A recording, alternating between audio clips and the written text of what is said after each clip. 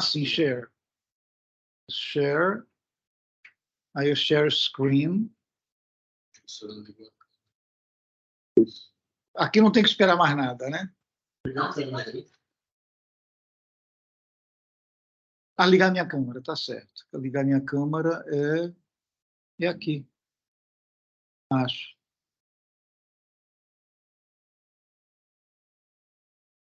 Pronto.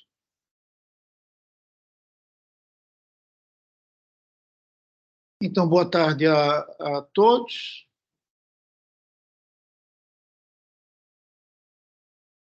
Tá, mas acho que quando eu escolher uma tela aqui, vai ficar nos devidos lugares. E acho que nem precisa desse pequenininho aqui também, não, né? Não precisa disso.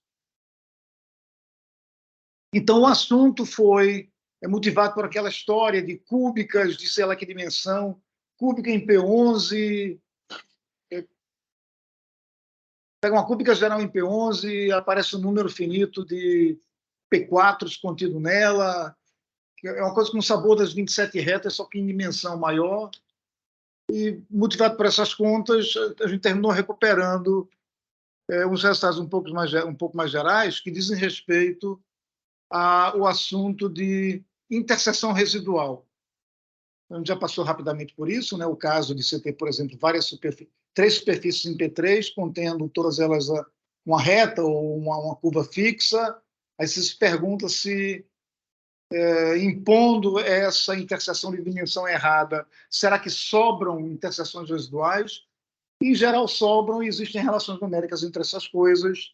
E o resultado, digamos assim, um pouquinho mais geral que a gente anunciou na aula passada e está querendo dar um pouco de detalhe das demonstrações, esse aqui. Você pega uma variedade e um fibrado de posto igual à dimensão da variedade.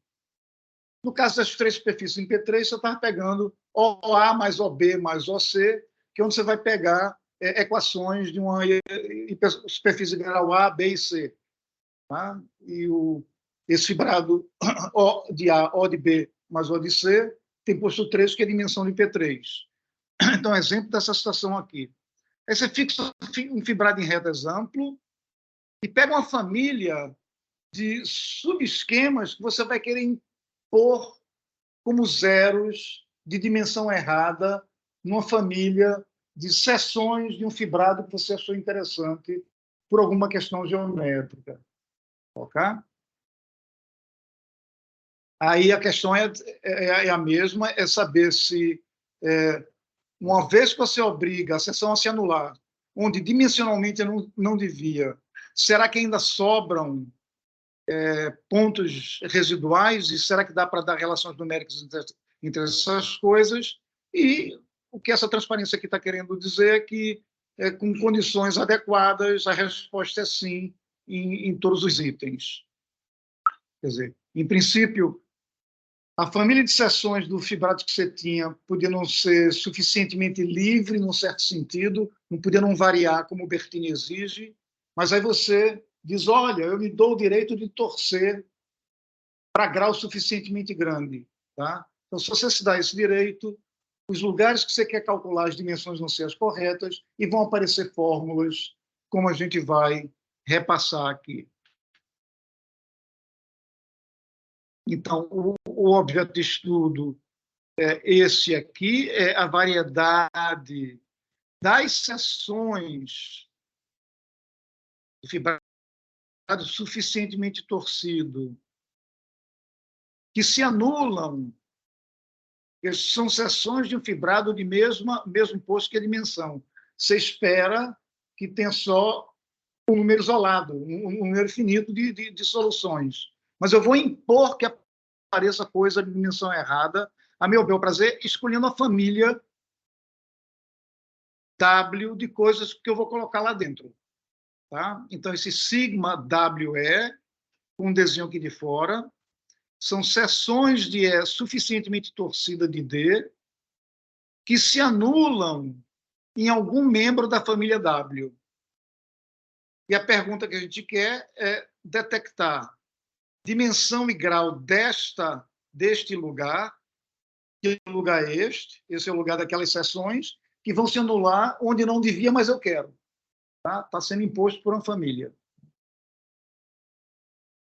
E o outro lado da história é, impondo essa coisa residual, sobra alguma coisa fora que você consiga contabilizar? Sim, sobra coisa lá fora, e a gente obtém relações numéricas entre o número de interseções residuais e invariantes numéricos da família que foi imposta, o invariante numérico relevante aqui sendo, evidentemente, o polínômo de Hilbert dos membros da família que está sendo imposta. Tá?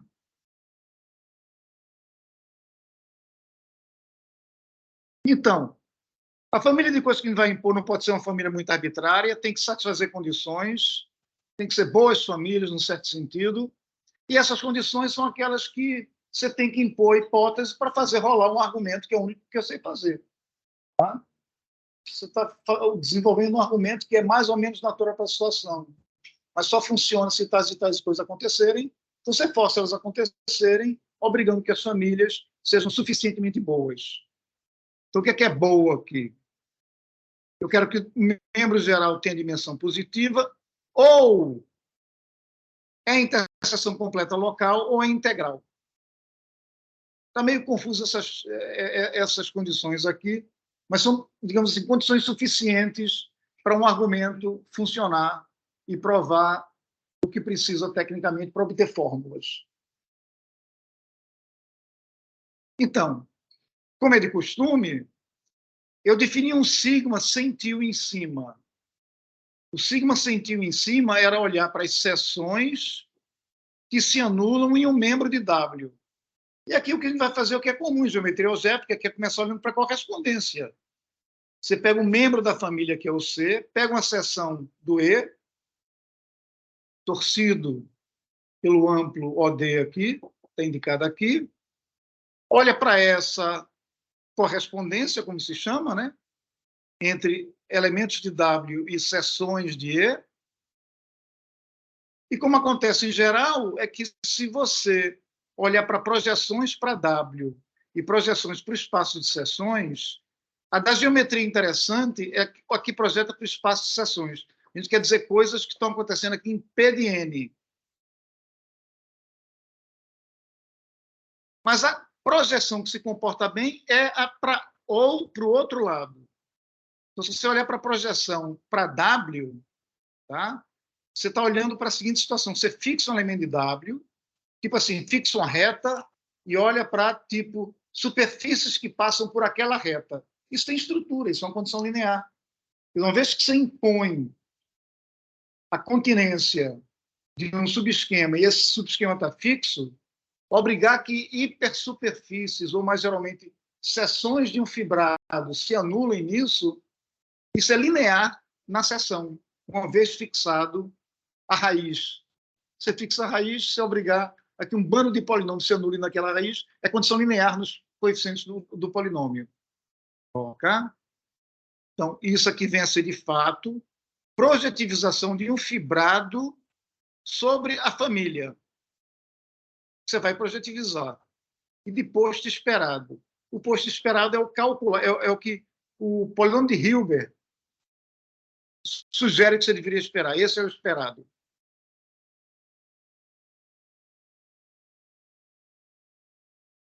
Figurinha que insistiu em aparecer. Não precisa ficar aparecendo, não, né? Não sei porque aqui. Eu devo ter clicado nela sem querer. Então, se você torcer suficientemente, de maneira suficientemente grande, o número de condições depende só do polinômio de Hilbert da família. Isso é o número de condições lineares que vão ser impostas nas seções que eu quero que se anule em membros da família. E o que a gente quer é o grau e a dimensão da imagem.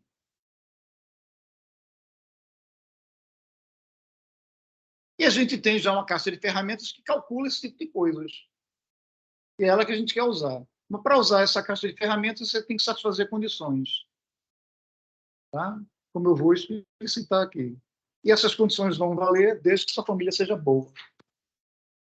Essa aqui é a história da qual eu já falei na aula passada.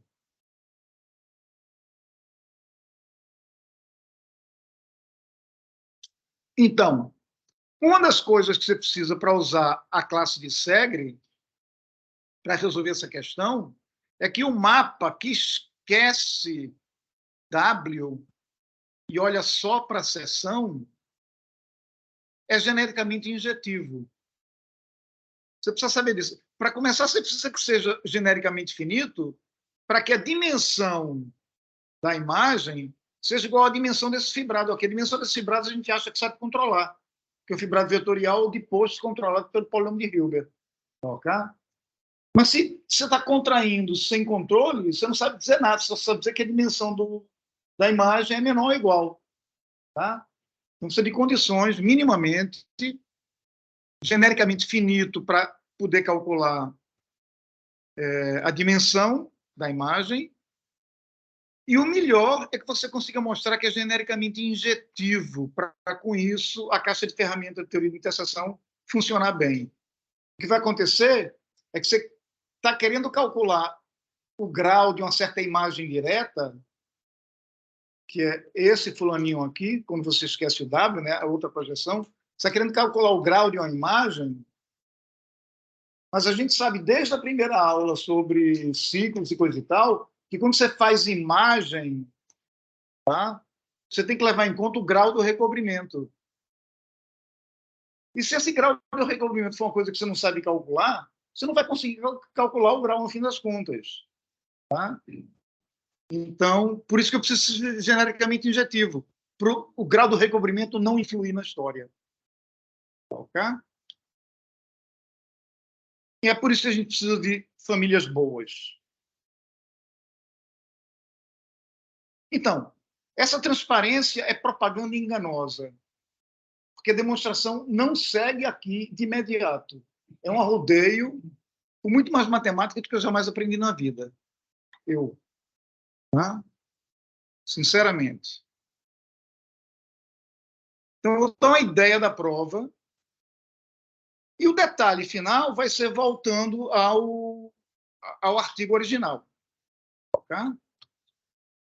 Então, para a gente, injetividade genérica de um mapa significa o quê?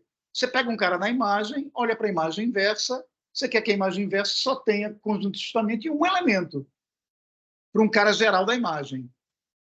Isso é que significa ser genericamente injetivo. Ou seja, se você pega o membro geral de W que está nos zeros da seção à qual você está impondo que se anule onde não devia, você quer que valha a seguinte filosofia. Eu estou impondo que isso ocorra nos zeros e não devia. Se isso é uma imposição artificial, não tem por que você impor 1 e ganhar 2. Essa é a heurística da história. Tá? Eu quero superfície que contém uma reta. A geral que contém uma reta, você não espera que contenha 2. Isso é que significa injetividade genérica nesse contexto. Ok? Heurística é facílima de aceitar. Demonstrar essas coisas aqui, para mim, eu sempre penei com isso. Praticamente em cada situação em que eu tive que usar isso aqui, foi alguém que conseguiu fazer. Uma foi André, acho que alguma coisa na tese do Éden, acho que foi o Alex, o Muratori em outra situação. Isso aqui são coisas complicadas. E nessa questão aqui especificamente, quem resolveu os pepinos foi o Kleiman. Tá? Apareceram pepinos que não sabia sair do canto. Eu vou dar uma ideia de que pepinos foram esses. Então, a gente tem que mostrar que o cara que você impôs que não devia estar, se estiver, ele é único. É o único membro da família que aparece como zeros dessa seção geral. Peguei uma seção geral que se anula onde não devia. Ok? Eu quero que, para essa seção geral, quando você olha a imagem inversa, o C que você impôs seja um só. Tá? Isso vai ser um teorema tipo Bertini, feito por encomenda para seções de fibrados vetoriais, exatamente do tipo que a gente tem aqui, de posto igual à dimensão da base.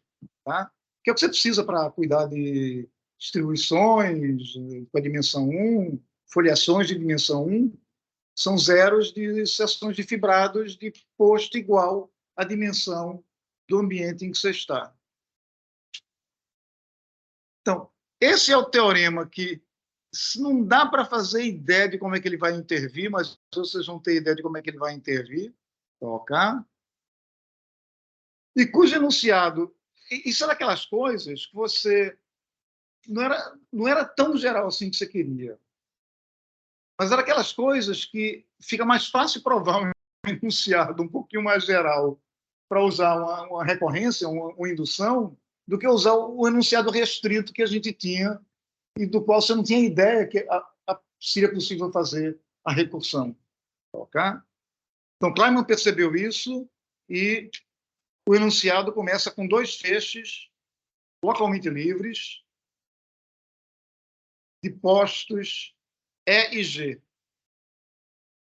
O E que aparece aqui vai, na prática, ser o E da gente mesmo, onde a gente está pegando seções. E o G que vai aparecer vai ter a ver com I módulo I ao quadrado, com conormal de quem a gente está impondo como zero. Tá? E a sobrejeção que a gente vai impor aqui é o que vai implicar, via Nakayama, a injetividade genérica que a gente precisa lá para trás. Não é claro de jeito nenhum como é que essas coisas vão se coadunar, mas vão. Ok? Mas, de todo jeito, aqui o enunciado faz perfeito sentido. Olha para os mapas, para os homomorfismos de fibrados de E em G, pega um espaço de dimensão finita de seções globais disso aqui. Então, isso aqui é o quê? Um bocado de matriz representando mapas de E em G. Homomorfismos de E em G. Dimensão finita. Ele vai supor que a dimensão do C é a diferença dos postos, tá? E que esse V que a gente pegou aqui gera esse espaço de homomorfismos globais de E em G.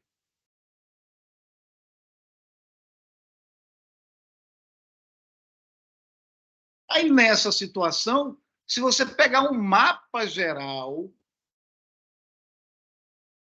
quer dizer, um membro geral de H, que provém de V, porque V é o que está me dando mapas globais, V, está vendo? São seções globais disso aqui. Então, são mapas de E em G globais. Tá?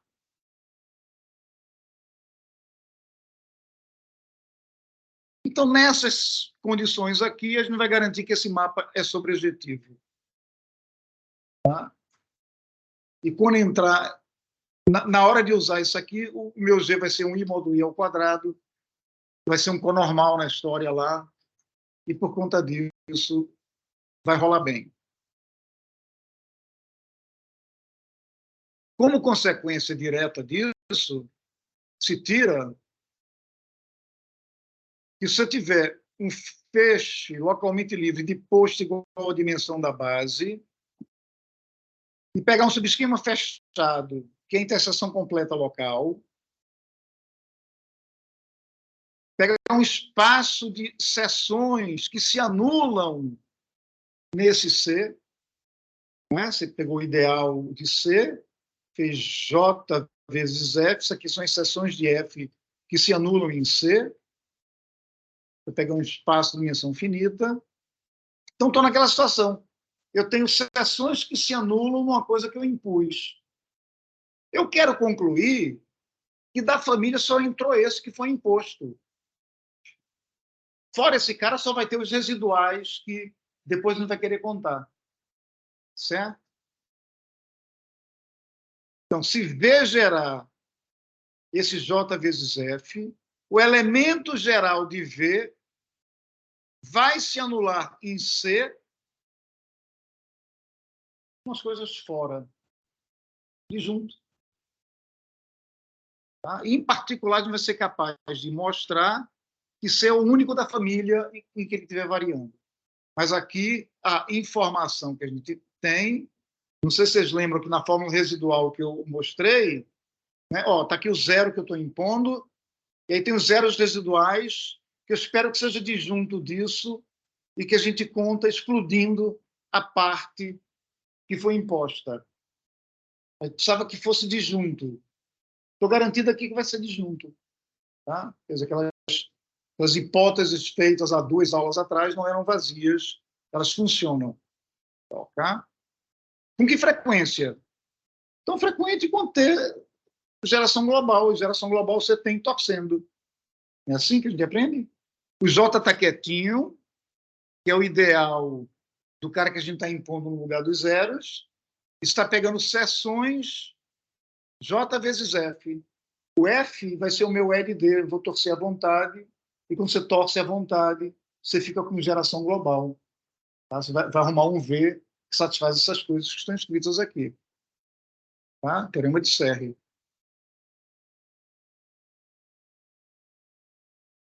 Então, isso aqui é o que eu observei na aula passada, sem ter informação alguma a mais. Tá? E vou começar a caminho do assunto da aula de hoje, repetir uma frase que eu tenho escutado muito aqui. Né? Caminhar nas calçadas aqui não é para amadores, dirigir não é para amadores. Então, isso aqui é a parte técnica que faz funcionar o teorema de soluções residuais, contagem de soluções residuais.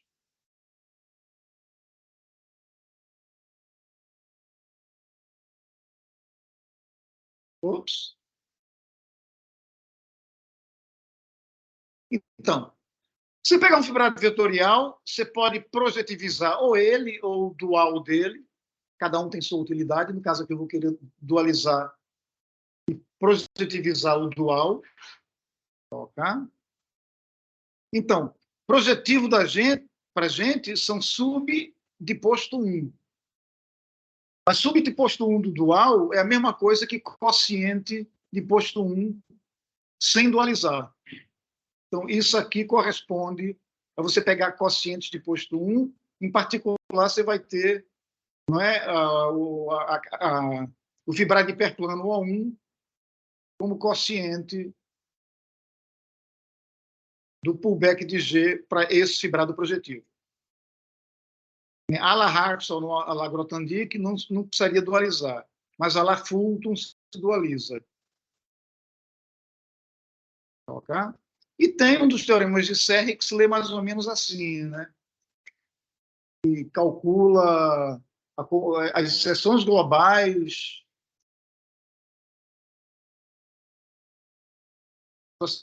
Na verdade, isso aqui é as seções globais do fibrado hiperplano.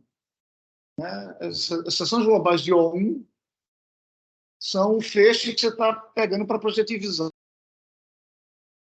Tá? Mas, geralmente, se você pegar as potências tensoriais, você vai ter a álgebra simétrica no feixe que você está pegando o projetivo dele. Né? Quer dizer, essa imagem direta aqui é como se fosse calcular o H0, e aqui eu estou, então, dizendo que as classes, as seções globais de O1 são os fulanos do espaço vetorial que você projetivizou à la Grothendieck. Ok? Isso aqui todo mundo vê, né? O curso de álgebra, geometria algébrica 1 ou 2, né? Então, não tem os termos de Serre, quer dizer, a homologia do ZOD não tem intermediária, só tem em 0 em N, em N só porque é negativo, por dualidade, e em 0 todos os positivos. E a fórmula termina globalizando para esse tipo de coisa aqui, quando em vez de pegar um projetivo, um espaço projetivo, você pega uma família de espaços de fibrados. Você pega um fibrado projetivo. Projetização e um fibrado vetorial. Então, esse teorema eu já enunciei na aula passada, repeti hoje aqui.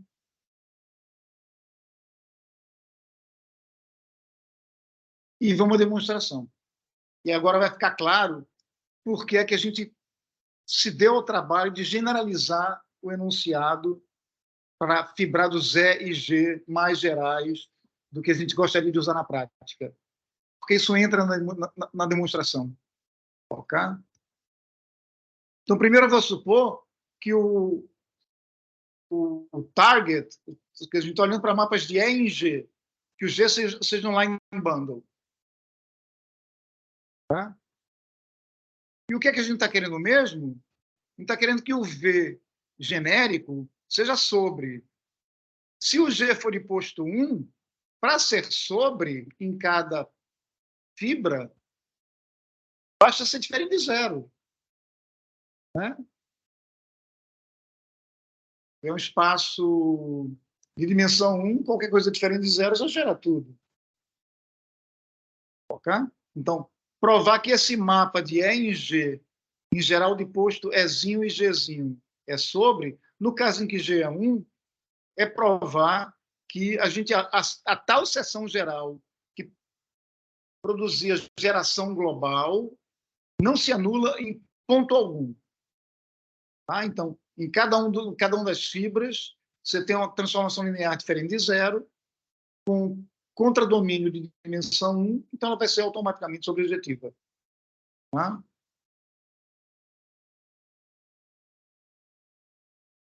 Então, nessa situação, o posto de H é o E, lembra, o H era o home de E em G.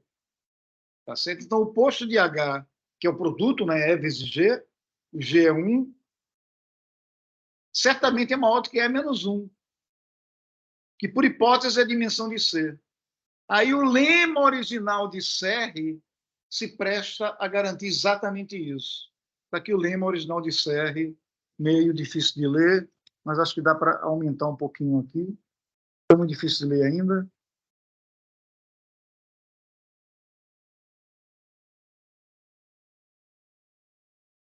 Isso é no Mumford.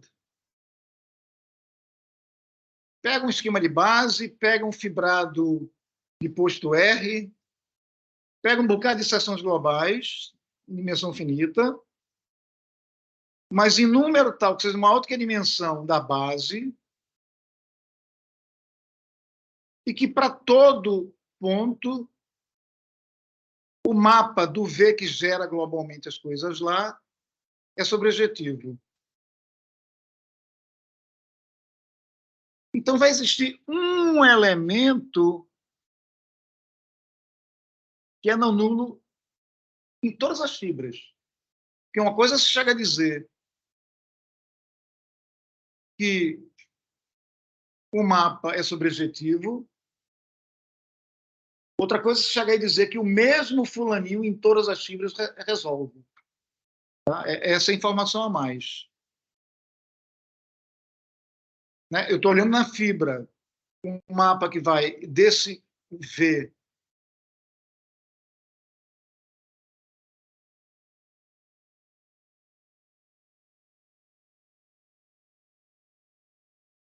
V está gerando V, são seções globais que geram E, e eu estou com a hipótese de que para cada fibra, o mapa de V para a fibra é sobrejetiva. Ok? Mas a conclusão que eu quero é que existe uma seção global a qual funciona para dar diferente de zero em todas as fibras. Isso não é óbvio nem a pau. Nem eu vou demonstrar aqui. Tá? Você vai ter o prazer de abrir o Mumford, Lectures on... Lectures on... Não é o vermelho, não. Não. É um de... Acho que é edição de Princeton. Tá? Eu até tenho ali... Se alguém tiver o fetiche de querer olhar o livro, eu tenho ele aqui. Acho que não precisa. Está a página referenciada aqui.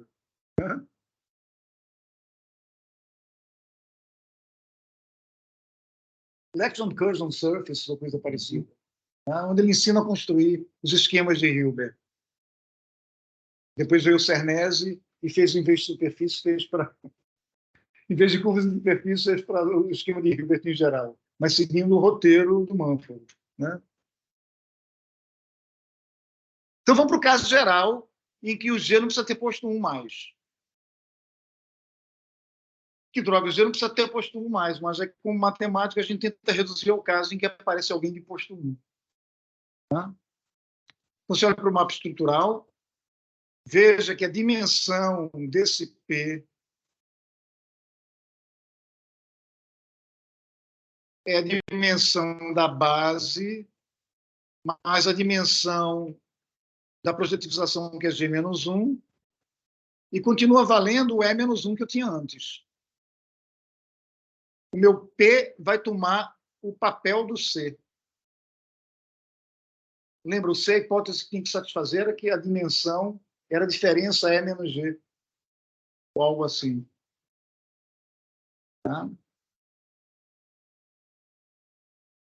Então, isso aqui, eu já comentei o que é. É o cálculo de seções globais por Serre.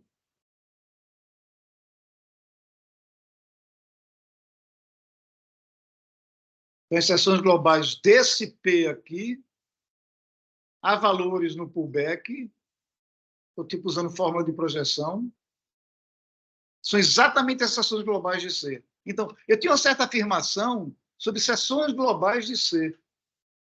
Tá? Há valores em H. O C vai ser substituído pelo P. Dimensionalmente, se você olhar para o enunciado, já ultrapassei uma barreira. Porque na hipótese que a gente tinha lá, não custa nada voltar. Está vendo? A dimensão da base é a diferença do E para o G. E isso vai ser mantido quando eu trocar o C por esse P. Okay? E vou trocar o H pelo pullback do H para P. Sem mudar as seções globais. Tá? As seções globais de P a valores aqui são exatamente essas seções globais por conta disso aqui. Imagem direta, quer dizer, um H0 é uma imagem direta. E tem uma história de que imagem direta de imagem direta, você pode fazer imagem direta de uma vez, em condições adequadas que funcionam aqui. Tá?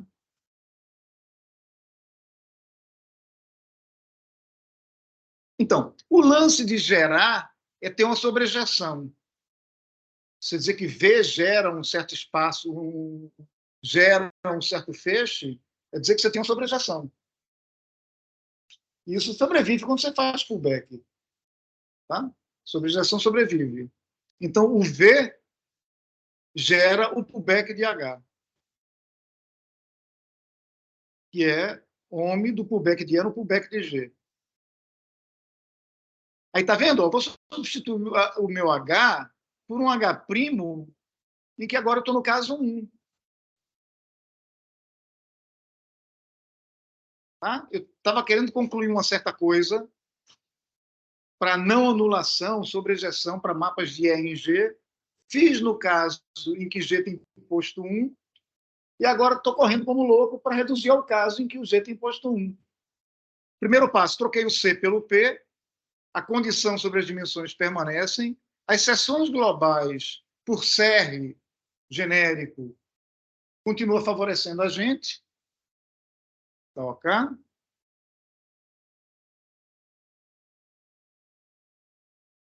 E aí a gente agora usa coisas do tipo, você tem, como esse fecho aqui é localmente livre, você aplica o funtor OME, P estrela E, contra qualquer coisa, nessa sobrejeção, isso aqui vai dar uma sobrejeção assim. Tá?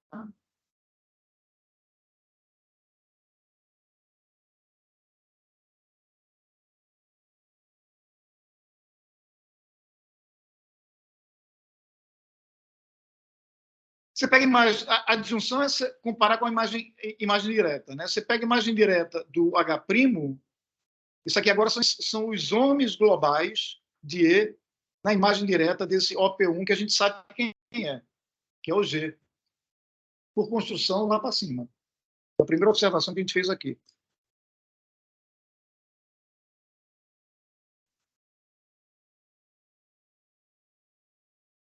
Em algum lugar foi feita essa observação. Então, o H0 do P a valores em H' é o H0 do C a valores em H. Então, o meu V que gerava isso aqui, eu posso olhar agora como um espaço que está gerando esse aqui. É o mesmo espaço. Só que aqui eu mudei a base, de C para P.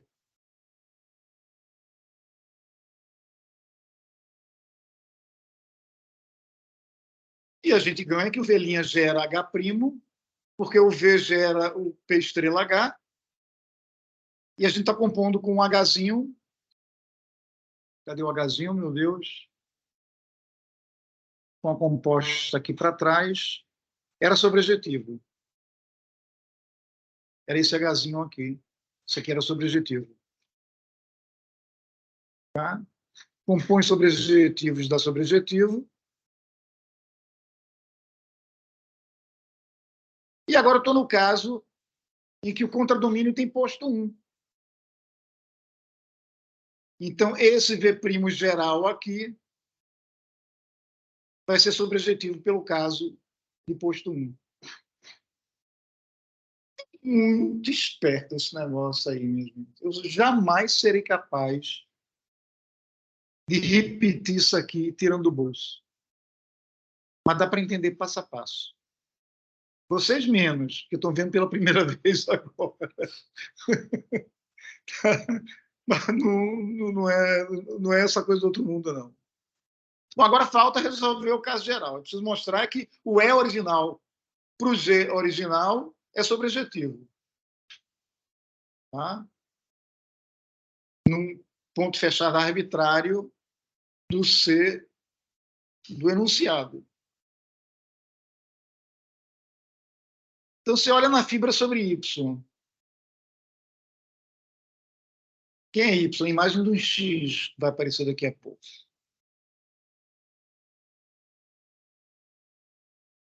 Para mostrar que isso aqui é sobrejetivo, basta mostrar na fibra, né? Você sabe disso, né? Nakayama. Agora, isso aqui é uma loucura, porque eu nunca vi você mostrar que o mapa é sobrejetivo verificando que a composição com coisas sobrejetivas é sobrejetiva, mas é a forma adequada para reduzir ao caso em que o contradomínio tem posto 1. Tá? Eu quero mostrar que isso aqui é sobrejetivo. Em vez de mostrar diretamente que VY é sobrejetivo, eu vou mostrar que a composição de VY com qualquer W sobrejetivo é sobrejetivo. Okay? V vem de E para G e o W vai de G para K.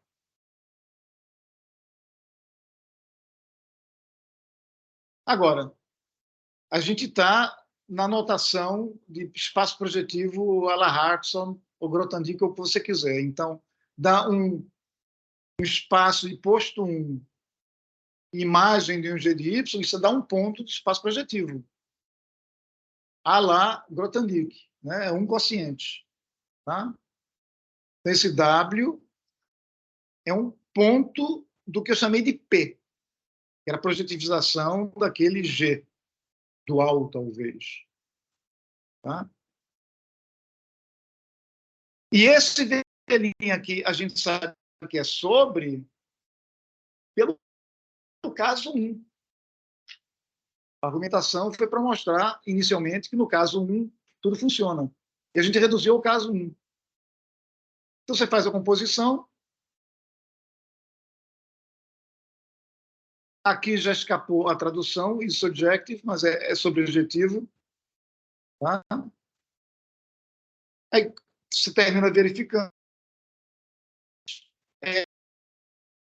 essa composição aqui. Você precisaria mostrar que é sobre, e aí funciona. E eu peço perdão porque é técnico, mas não tem como fugir dessa tecnologia aqui, não. Eu não sei como. Não sei como simplificar a demonstração. Bonito é ver isso aplicado.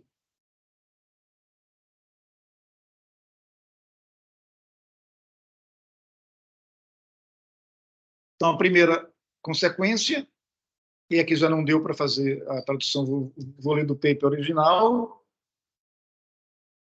é mostrar que, em condições adequadas, se você fez aparecer um C como zeros de seções de um fibrado F,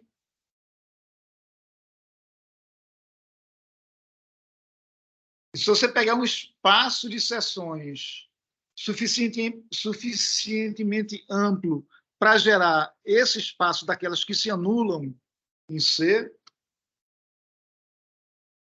com a hipótese aqui de que C é interseção completa, além de gerar esse espaço de seções de F, então o C que você impôs como zero de seções de F, tá? É uma componente conexa no lugar dos zeros. Então vai deixar qualquer coisa residual longe. Você pode avaliar depois por explosão. Tá?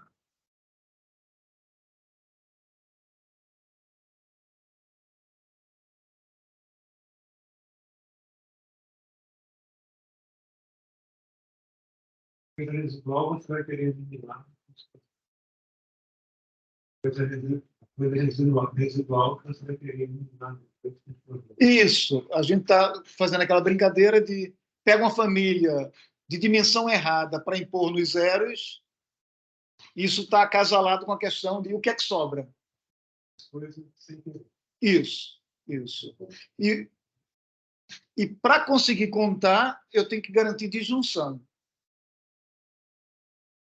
Porque eu vou contar excluindo o que foi imposto a mais, aí eu não quero alterar o que eu quero contar.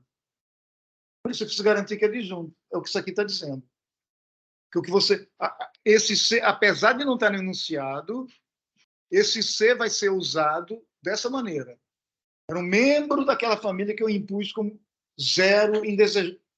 Indesejado ou não, enfim, se fosse indesejado, não ia impor.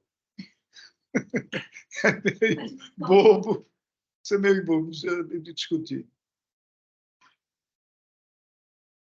Então, quem é V,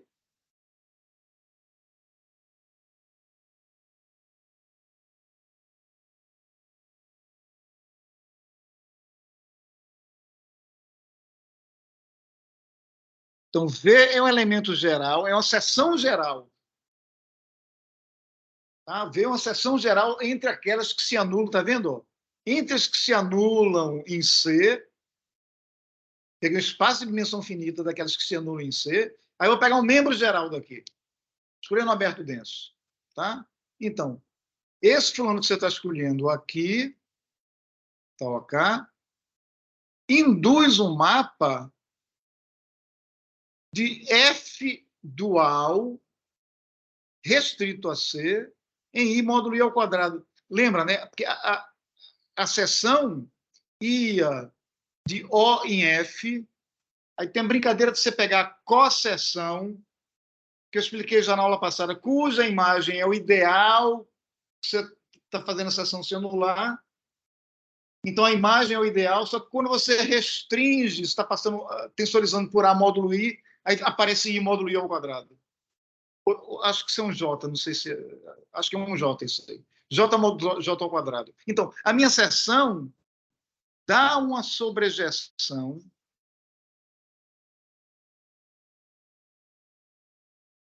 por conta do teorema. Tá?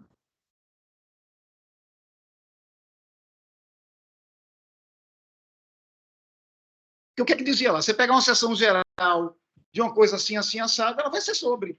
É isso que eu estou querendo concluir aqui. O meu viés geral, então, é sobre. Esse mapa aqui é sobre. E agora que você sabe que esse mapa aqui é sobre, o aberto e fechado que eu me refiro lá segue de Nakayama. Eu vou mostrar detalhes no paper original disso aqui daqui a pouco. Tá? Mas não é muito mais complicado, não. Então, hora de migrar.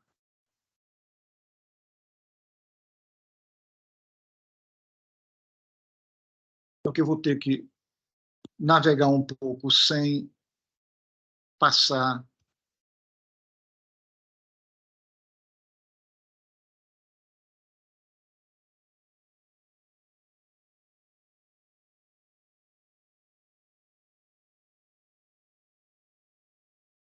Então, aqui eu vou explicar com um pouquinho mais de detalhes.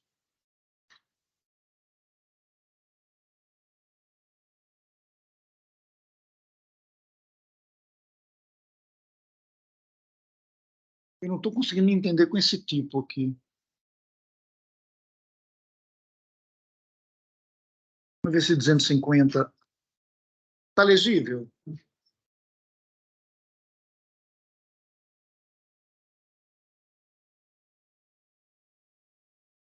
Então, a situação em que o C que a gente está impondo, a interseção completa local, era uma das bondades definidas. Então, no caso de interseção completa local, a gente garante a unicidade dessa maneira que eu vou explicar aqui, por conta da sobrejação. Tá? Quer dizer, primeiro, ver que a afirmação central é que o lugar dos zeros é a união disjunta do que está sendo imposto com um número finito de pontos isolados e reduzido, sem multiplicidade, para a seção geral. Tá? Já foi argumentado antes, e eu acho que eu tenho que voltar para essa argumentação, porque eu não fiz com detalhes aqui.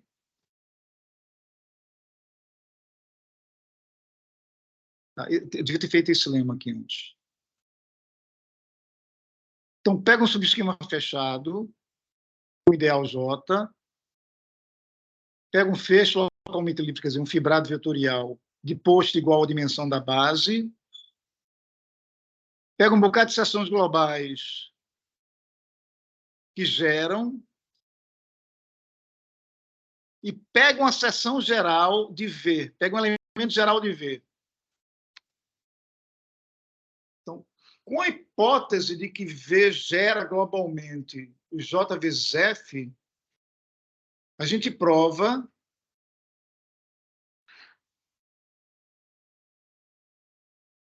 que o esquema de zeros da seção geral é exatamente o que a gente quer. É um esquema suportado em C, então não está, em particular, ainda afirmada a unicidade da estrutura desse C, mas vai ter que estar concentrado nele. Pense na sutileza tem aqui. Tá? Então, a seção geral versão anular, um pedaço é no que o do C que a gente obrigou, mas o que sobra é reduzido e disjunto. Toca.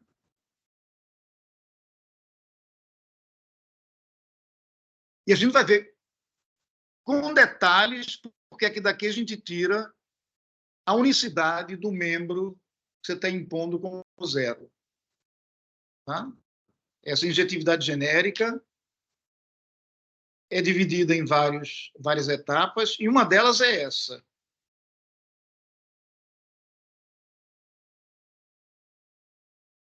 Inicialmente, a gente mostra que a seção geral se anula exatamente em C do ponto de vista conjuntista. Tocar. E pontos reduzidos fora. A demonstração disso aqui, não vou nem não vou nem gastar um minuto, porque essa é realmente banal. Tá? É a mais simples da história aqui. Teorema da dimensão das fibras. Aberto aí. Tem nada interessante. Agora, vamos para como é que a gente vai mostrar a unicidade da estrutura de esquema daquele C que aparece como zeros, que foi imposto. Tá? Então, o que é que eu preciso?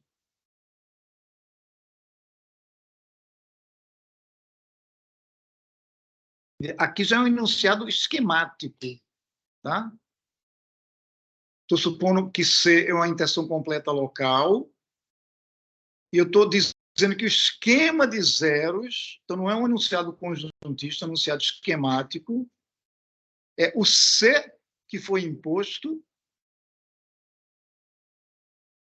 e a parte reduzida, finita, que está fora de junto em C.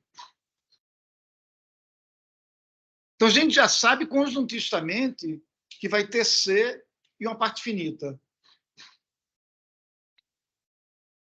E a gente vai mostrar agora, usando aquela sobrejeção, porque é que a estrutura de esquema é a original, é a do C, como membro daquela família que foi imposta.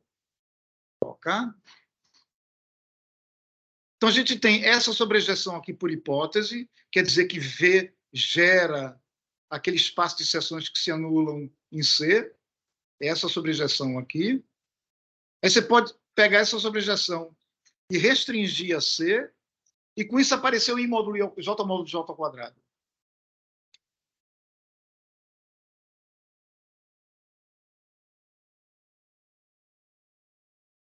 Isso aqui, milagrosamente, vira J módulo J ao quadrado, tensor F restrito a C.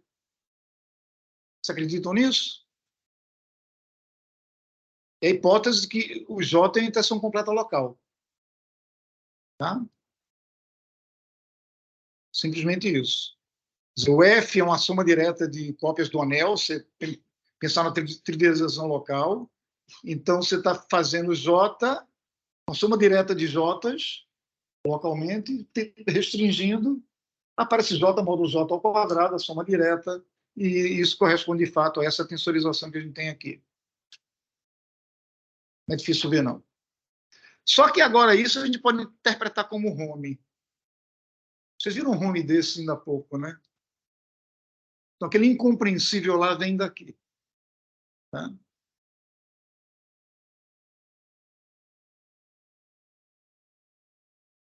Então, isso aqui é localmente livre. E a gente tem um mapa sobrejetivo, por hipótese, de V em H.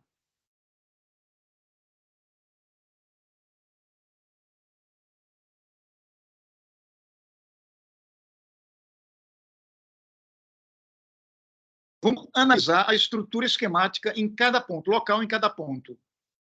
Então, você pega um ponto de C, pega uma seção global daquele espaço V, olha para os zeros.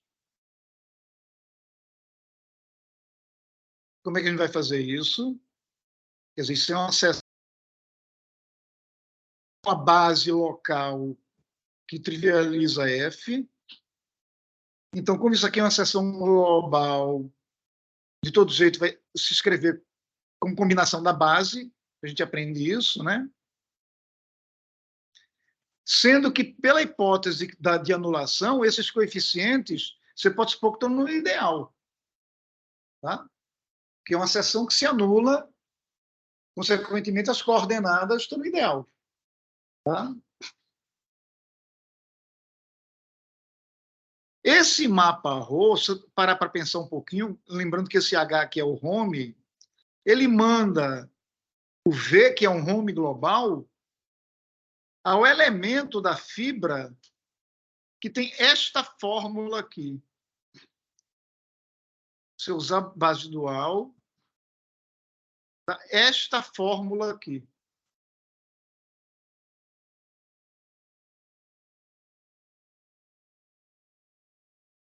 e esse y aqui, eu estou coletando os coeficientes da base. Tá? Isso aqui define o ideal de zeros, esquematicamente. Então, a imagem desse mapa, pela definição dele, é esse quociente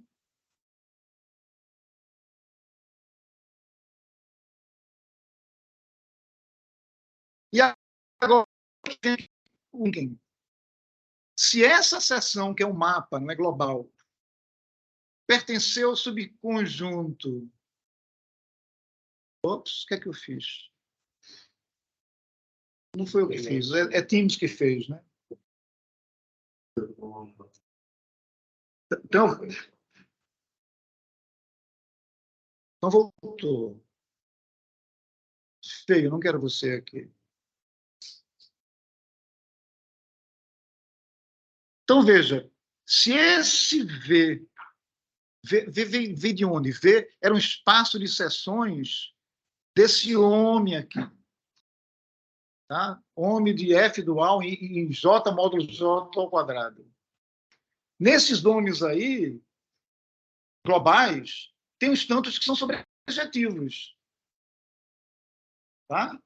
E como são fibrados vetoriais, onde essa sobrejeção aparece, é um determinante diferente de zero, isso é um aberto.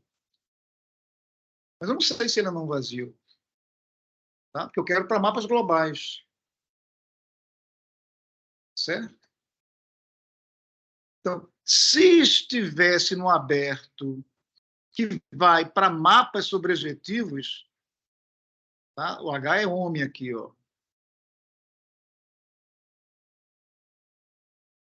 Você ia ter essa igualdade, né? Porque sobrejetivo, você ia ter essa igualdade aqui. Se eu soubesse que esse V está no aberto dos mapas sobrejetivos. Então, o que ia ter que acontecer? Isso aqui ia ter que ser sobre, você ia ter essa igualdade aqui. O que está me dizendo que naquele Y que você pegou em C, a estrutura esquemática do C que você tinha é que foi imposta como seção de zeros. Tá? Quer dizer, você pegou a estrutura coletando os coeficientes da seção, isso dá um ideal, mas você tem o ideal original, e de alguma forma você termina garantindo que um é igual ao outro. Confesso que isso aqui é tecnicamente mais enrolado do que eu sou capaz de destrinchar mais do que eu estou falando, mas a culpa é do Kleinman.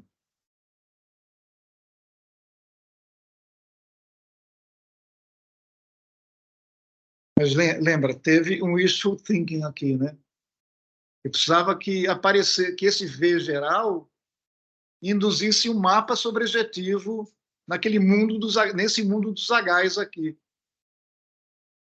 Ok? Então, para mostrar que isso aqui é não vazio, a culpa é do Kleinman.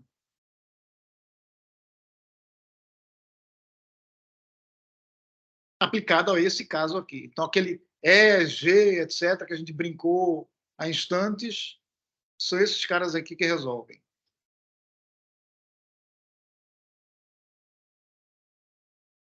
Um pouco de trás para diante, não preciso voltar. Né? Porque aquela tal sobrejeção, a existência do tal que o cara geral vai cumprir o requisito de sobrejeção, a gente argumentou mais ou menos há instantes atrás. Estou dizendo como é que ele vai ser aplicado. Então, essa tal unicidade não vale em geral. Eu vou pular isso aqui, porque é tecnicalidade que o referi não se importou com ela, então não sou capaz de fazer muito mais. Mas eu quero, com isso, argumentar a unicidade, aquela injetividade genérica, em cada um dos casos de boa família que a gente tem.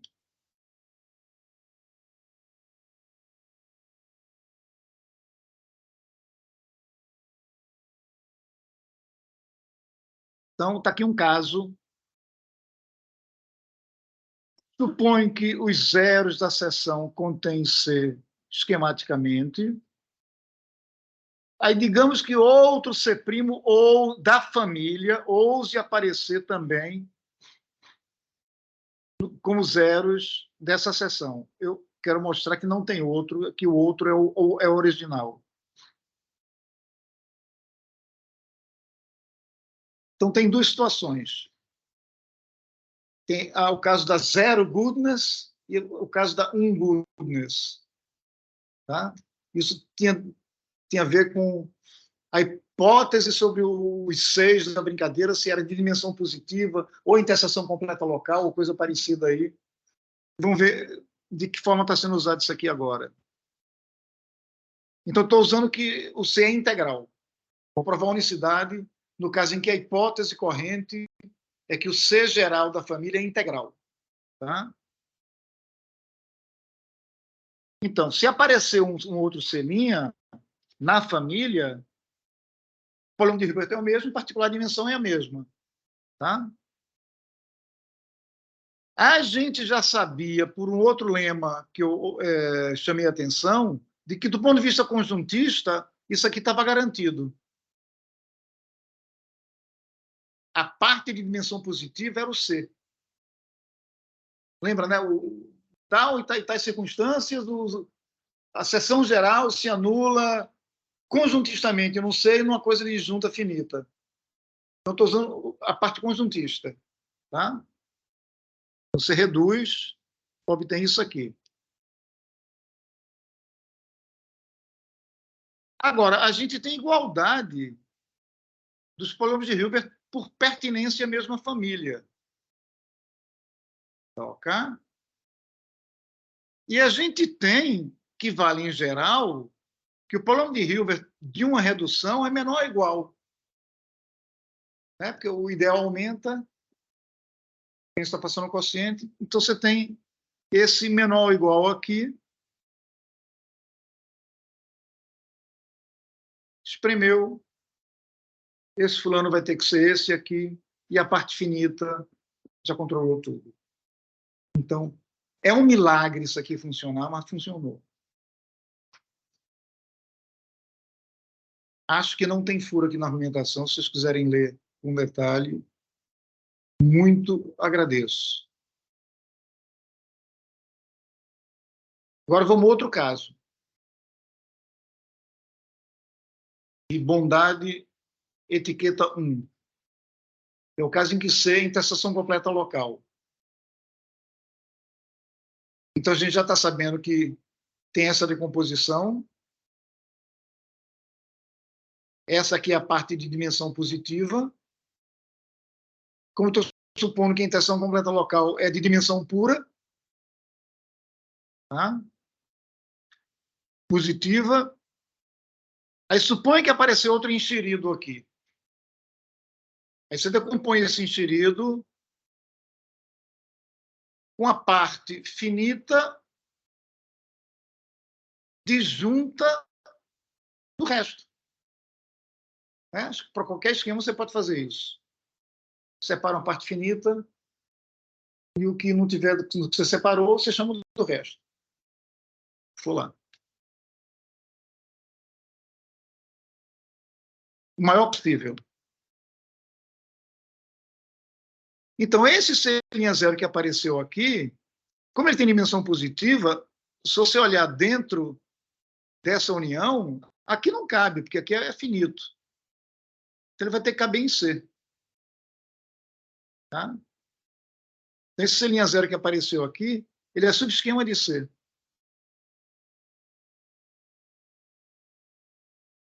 Aí você argumenta. Tá? Qualquer componente irredutível de C'0, na verdade, tem que estar em C.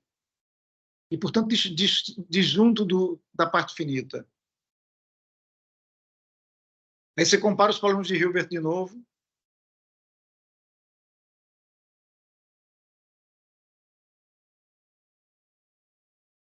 Eu vou parar por aqui, porque realmente está tecnicamente mais difícil que eu consigo me dar conta agora. Mas eu acho que, do ponto de vista puramente educacional. Tem mais coisa técnica de álgebra comutativa aqui do que eu jamais vou dominar na minha vida. Onde é que eu vou falar de novo naquela condição S1 de Serre? Nunca na minha vida mais vou falar nisso aqui.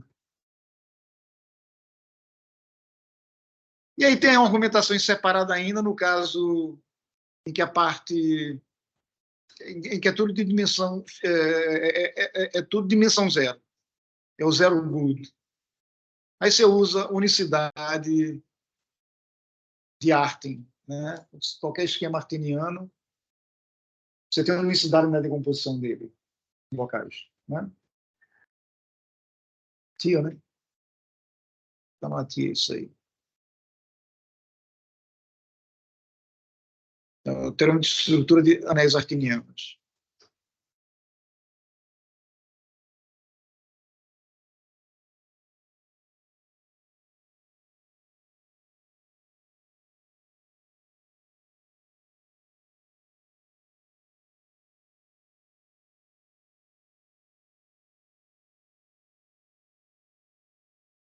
Então, o upshot é esse aqui. Você pode produzir fórmulas, essas fórmulas funcionam com tais e tais condições técnicas, e as tais e tais condições técnicas não são vazias. Tá? Em condições muito razoáveis, funcionam. E com isso, eu só não fiquei mais feliz com esse trabalho, porque o Kleiman não quis assinar. Acho que foi birra dele, não sei. Não sei por quê.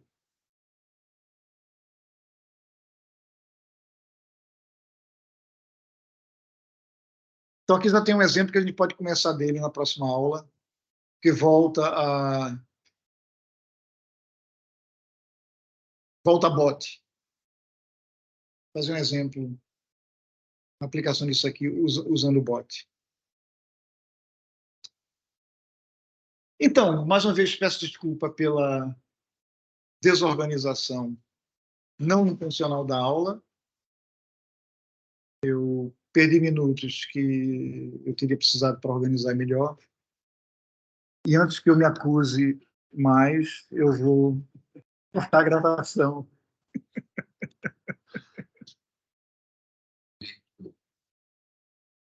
Então, é no more, é isso? Record, stop recording. Stop.